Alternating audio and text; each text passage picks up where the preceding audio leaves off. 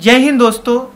आपने सुना ही होगा कि कोरोना महामारी के बीच प्राइवेट हॉस्पिटल के बिल से लोग काफ़ी परेशान हैं और इसी के संदर्भ में मैंने आज एक पोस्ट देखा। वो पोस्ट नगर सेवक ध्रुव किशोर पाटिल जी का था। उस पोस्ट में लिखा था कि अब मीरा भाईंदर के प्राइवेट हॉस्पिटल में भी कोरोना के लिए रिजर्व बेड होंगे, वह सरकार द्वारा निर्धारित दरों से इलाज होगा। आपको मैं बता दूं कि दर का मतलब रेट होता है। तो इस पोस्ट में ये लिखा था कि नगर सेवक ध्रुव किशोर पाटिल ने मनपा आयुक्त IAS चंद्रकांत दांगे जी और महापौर ज्योत्सना हसनाले जी से मीटिंग की, पूरी जानकारी दी कि प्राइवेट हॉस्पिटल में जब कोरोना के पेशेंट्स को ले जाया जाता है तो बेड अवेलेबिलिटी की प्रॉब्लम आती है, फिर बिल का भी बहुत प्रॉब्लम रहता है प्राइवेट हॉस्पिटल्स में। तो इस विषय पर संज्ञान लेते हुए मनपा आयुक्त IAS चंद्रकांत दांगे ने एक नया निर्देश जारी किया है। इसके अनुसार सभी प्राइवेट हॉस्पिटल में 80% बेड कोरोना के इलाज के लिए रिजर्व होंगे। इलाज का रेट मतलब अगर प्राइवेट हॉस्पिटल में किसी कोरोना मरीज का इलाज हो रहा है तो उसका रेट सरकार द्वारा जो निर्धारित दर है, जो रेट है, उसके मुताबिक ही उसका मतलब बिल आएगा। तो दोस्तों, सरकार ने जो कोरोना मरीज के इलाज के लिए जो दर निर्धारित किए हैं उसी के बेस पर प्राइवेट हॉस्पिटल को भी बिल लेना पड़ेगा। मतलब वो ज़्यादा नहीं ले सकते। कितना बिल सरकार ने निर्धारित किया है वो मैं आपको बता देता हूँ। रूटीन वार्ड प्लस आइसोलेशन 4,000 रुपये प्रतिदिन। ध्यान रखिए, रूटीन वार्ड प्लस आइसोलेशन 4,000 रुपये प्रतिदिन। इससे ज़्यादा प्राइवेट हॉस्पिटल वाले चार्ज नहीं कर सकते। ICU विदाउट वेंटिलेटर, बिना वेंटिलेटर के ICU प्लस आइसोलेशन, इसका रेट रखा गया है 7,500। मैं बता देता हूँ, 7,500 ICU without ventilator plus isolation. और ICU with ventilator plus isolation का रेट है 9,000 रुपये प्रतिदिन। मैं फिर बता देता हूँ, ICU without ventilator plus isolation 7,500 रुपये प्रतिदिन और ICU with ventilator plus isolation 9,000 रुपये प्रतिदिन। तो इससे ज़्यादा प्राइवेट हॉस्पिटल वाले आपको चार्ज नहीं कर सकते। और बाय चांस अगर ऐसा कुछ होता है, कोई शिकायत होती है कि आपको प्राइवेट हॉस्पिटल में ज़्यादा बिल आ रहे हैं, तो आप मनपा द्वारा जारी किए गए हेल्पलाइन नंबर पर भी संपर्क कर सकते हैं। और वो हेल्पलाइन नंबर है 022-2811-7102, 022-2811-7102।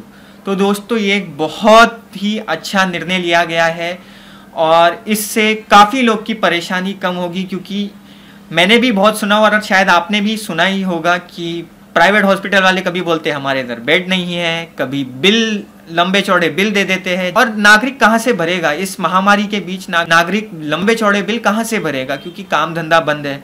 सरकार ने जो रेट जारी किए हैं वो एटलीस्ट लाखों से कम है। मतलब उसमें लाखों में तो नहीं जाएगा, क्योंकि देखो, अगर हम 5-10 दिन का समझो इलाज होता है किसी का तो लाखों में बिल आ जाता है। प्राइवेट हॉस्पिटल वाले लाखों में बिल चार्ज कर देते हैं। वहीं अगर ये जो मैंने रेट्स बताया थोड़ी देर पहले, उसमें लाखों तक नहीं जाएगा। उसमें अगर समझो कि नॉर्मल आइसोलेशन है तो 4,000 रुपये प्रतिदिन, 4,000 रुपये प्रतिदिन उसका रेट है। तो अगर 10 दिन भी रखते हैं तो 40,000 बिल होगा, 15 दिन रखते हैं तो 60,000 के आसपास होगा। आइसोलेशन विथ वेंटिलेटर का थोड़ा ज़्यादा बिल है, लेकिन इतना भी ज़्यादा नहीं जितना प्राइवेट हॉस्पिटल वाले खुद चार्ज करते हैं। ICU विथ वेंटिलेटर का बिल है 9,000 रुपये प्रतिदिन। तो और नगर सेवक ध्रुव किशोर पाटिल जी के से हमारी कुछ दिनों पहले बात भी हुई थी इसी मुद्दे पर।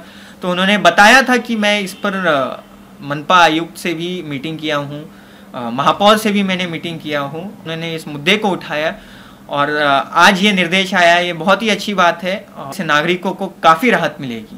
तो मैं फिर से आप लोगों को कह देता हूँ कि मीरा भाईंदर में अब प्राइवेट हॉस्पिटल में 80% बेड कोरोना मरीज के लिए रिजर्व्ड होंगे और सरकार द्वारा जो निर्धारित दर है उसी के बेस पर इलाज होगा। तो दोस्तों, इन बातों का ध्यान रखें आप।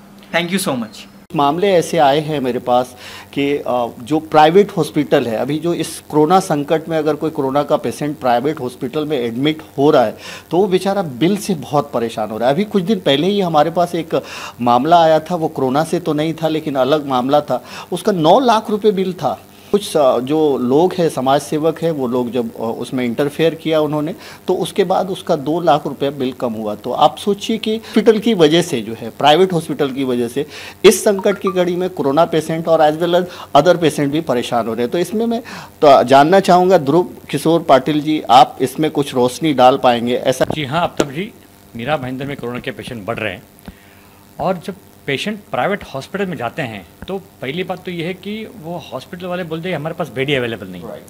ऑलरेडी कमिश्नर ने हर हॉस्पिटल्स के बेड को रिजर्व रखा हुआ है, लेकिन फिर भी हॉस्पिटल वाले अपनी मनमानी कर रहे हैं और बेड्स अवेलेबल नहीं बोलते हैं। और फिर पेशेंट्स के जो रिलेटिव्स हैं वो इधर उधर से चेक लगा के जाते हैं, तो फिर उनको बुलाया जाता है कि ठीक है हम आपको एडमिट करेंगे, लेकिन हमारा चार्जेस ऐसा है, पर डे का 30,000 रुपीज़ चार्ज करते हैं, पर डे का कुछ हॉस्पिटल 40,000 चार्ज करता है, इतना ज़्यादा चार्ज है। और हालांकि स्टेट गवर्नमेंट ने एक GR निकालकर सारे हॉस्पिटल्स को हर ऑपरेशंस के रेट फिक्स कर दिए हैं, और उसकी सारी कॉपियाँ हर कमिश्नर्स को दी हुई है। और इस कोविड के राष्ट्रीय आपदा के मामले में हमारे जो कमिश्नर हैं वो मेन है, तो उनका ये नैतिक जवाबदारी बनता है कि हॉस्पिटल्स को कंपल्सन करें। मैंने ऑलरेडी 2 बार लेटर भी दे चुका हूँ, उनसे मांग भी की है, पर्सनली मैं उनको मिला भी हूँ कि भाई ये जो प्राइवेट हॉस्पिटल जो धांधली चल रही है बिल के बारे में और बेड्स के बारे में, इसको बंद करो, बेड्स इमीडिएटली अवेलेबल करके दो। मैंने कहा कि एक नोडल डॉक्टर्स को अपॉइंट करो ताकि वो बंदा पूरे हॉस्पिटल्स में जितने पेशेंट्स एडमिट हैं उसका ध्यान रखेगा। पेशेंट डिस्चार्ज होता है तो नए पेशेंट जो आ रहे हैं उनको एडमिट करेगा, और ये सर्विस राउंड द क्लॉक चालू रहनी चाहिए, ऐसे मैंने उनसे मांग की है, वो हम कर रहे हैं। तो मैंने बोला एक डैशबोर्ड रखो कि भाई किसी का भी अगर रिपोर्ट पॉजिटिव आया, अगर उसको एडमिट करना है तो उसको एट अ ग्लांस पता होना चाहिए कि भाई ये हॉस्पिटल में इतने पेशेंट्स है और इतने बेड्स खाली है, वो हॉस्पिटल में इतने पेशेंट इतने बेड्स खाली है, तो इमीडिएटली वो बंदा उधर ही जाएगा। नहीं तो क्या होगा, वो बंदा उस हॉस्पिटल में जाएगा, बोले बेड्स फुल है, फिर वहाँ से वहाँ पे जाएगा, बेड्स फुल है, फिर वहाँ से वहाँ पे जाएगा, बेड्स फुल है, तब तक वो पेशेंट डेथ होने की भी संभावना